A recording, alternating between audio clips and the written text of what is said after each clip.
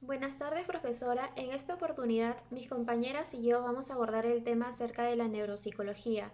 Vamos a empezar con una breve definición sobre qué es la neuropsicología, pues es una rama de la neurociencia que estudia las relaciones entre el cerebro y la conducta. Quiere decir qué es lo que determina que una persona se comporte o aprenda de una determinada manera. A continuación les voy a hablar acerca del rol del neuropsicólogo, pues en primera instancia él va a analizar, evaluar y diagnosticar a una persona ya sea en estado normal o que haya sufrido algún daño en el sistema nervioso central.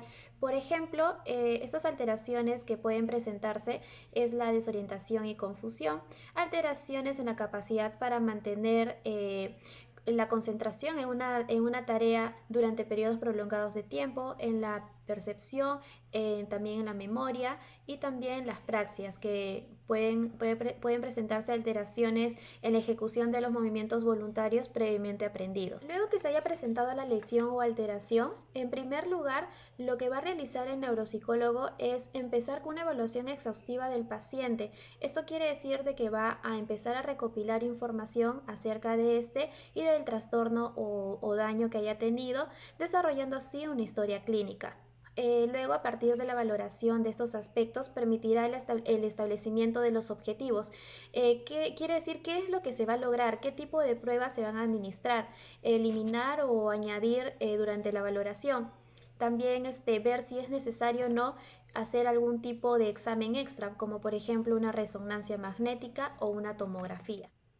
Luego, una vez establecidos los objetivos, se va a comenzar con la rehabilitación desde las distintas áreas de intervención para mejorar las disfunciones cognitivas y conductuales que aparecieron tras el daño o lesión.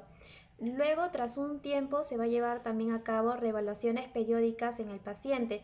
Esto es con el fin de para poder determinar cómo va su avance o qué modificaciones se tendrían que realizar para mejorar su efectividad y cuáles son las secuelas permanentes en las que en las que no se va a poder hacer muchos cambios significativos.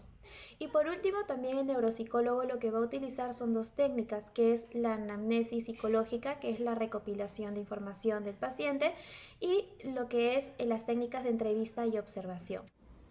Técnica de rehabilitación del neuropsicólogo. Las técnicas de rehabilitación sirven para poder disminuir el deterioro cognitivo de los pacientes. Dentro de las terapias más clásicas tenemos la terapia de reminiscencia, la cual consiste en que el paciente tiene que recordar cosas de su pasado. Esta de aquí se realiza con diversos elementos, ya sea música, sonidos, fotos, etc. También se tocan diversos temas como puede ser su boda, su luna de miel, su infancia, su trabajo. Y también hay diversas maneras. Las maneras pueden ser realizando un collage, reuniendo un montón de fotos, poniendo una música. Eso. Tenemos ahora la terapia de orientación a la realidad, también conocida como TOR. Esta terapia consiste en que el paciente debe estar orientado a la realidad, al espacio, al lugar y a la persona. Eh, Se puede dar de dos maneras, de manera grupal y de manera de orientación de 24 horas. De manera grupal consiste en que se reúne un grupo de personas con el mismo deterioro cognitivo y se realiza una sesión 3 veces a la semana de 30 a 60 minutos aproximadamente. Y de manera 24 horas es con la familia, ya sea en la casa, que reconozca su habitación, el baño, la cocina, las señales de entrada, salida, etc. A mí me toca hablar acerca de la evaluación neuropsicológica. Como ya sabemos, la evaluación neuropsicológica sirve para personas que han tenido un daño orgánico en el cerebro conocido o para personas con patologías psiquiátricas. Para esto, la evaluación neuropsicológica cuenta con un objetivo. El objetivo es que se dirige a las necesidades de tratamiento, ya sea a nivel disfuncional del cerebro en la parte superior, y para eso se necesita una evaluación neuropsicológica o un tratamiento neuropsicológico. Para esto tiene unos puntos u objetivos claros.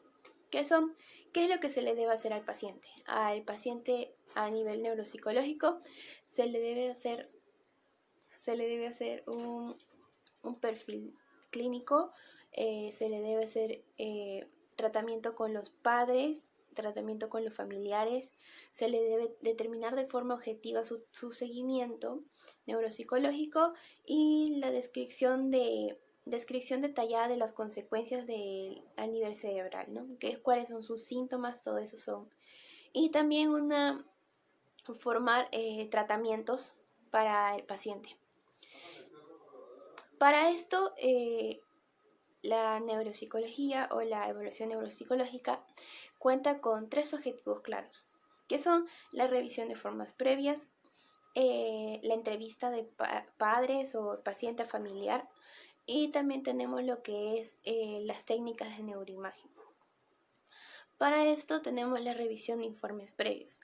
La revisión de informes previos se basa en sacar al paciente sus exámenes médicos anteriores. Tal vez haya ido antes al psiquiatra o antes haya ido al psicólogo.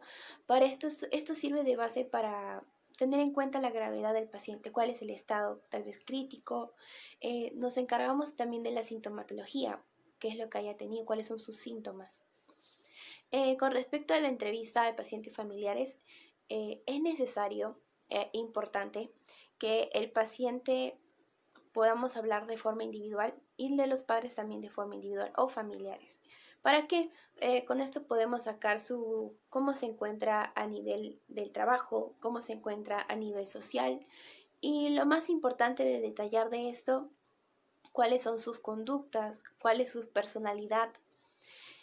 Es lo más detallado para una evaluación neuropsicológica.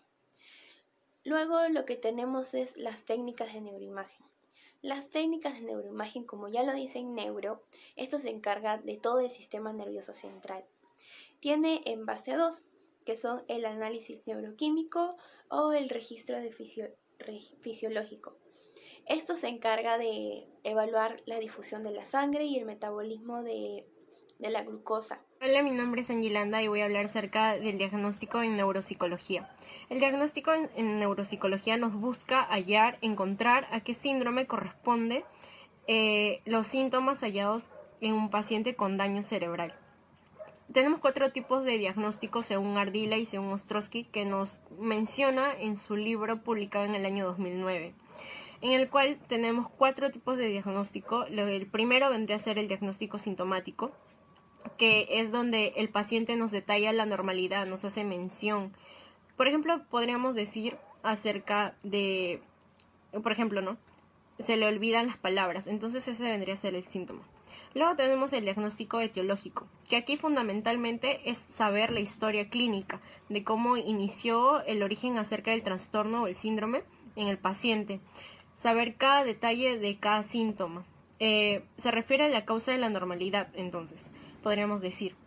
Por ejemplo, si hablamos de una afasia traumática, tenemos que la afasia vendría a ser el diagnóstico sindromático y el traumática vendría a ser lo que es etiológico, o sea, la causa. El diagnóstico etiológico tenemos distintos tipos. Podría ser por uso de las drogas o algún químico, o enfermedades degenerativas, enfermedades de nutrición, entre otras cosas más. Luego tenemos el diagnóstico topográfico, que es el lugar de localización donde se encuentra la patología. En este, por ejemplo, podríamos tener la afasia temporal. Entonces la afasia es el síndrome y temporal es el lugar donde se encuentra, o sea, tendríamos que se encuentra la afasia en el lóbulo temporal. Luego tenemos que también puede ser visto, el método para poder localizarlo puede ser usando resonancia magnética o una tomografía axial computarizada. Luego tenemos lo que es el diagnóstico sindromático, que se refiere al síndrome en el cual concurren los síntomas que el paciente nos da. Cada examen clínico tiene busca ciertos síndromes. Por ejemplo, en este caso, que es el examen clínico neuropsicológico, lo que busca es hallar síndromes neuropsicológicos. ¿Cómo podríamos tener la agnosia, la praxia, amnesia, demencia, entre otros? Muchas gracias, eso sería todo.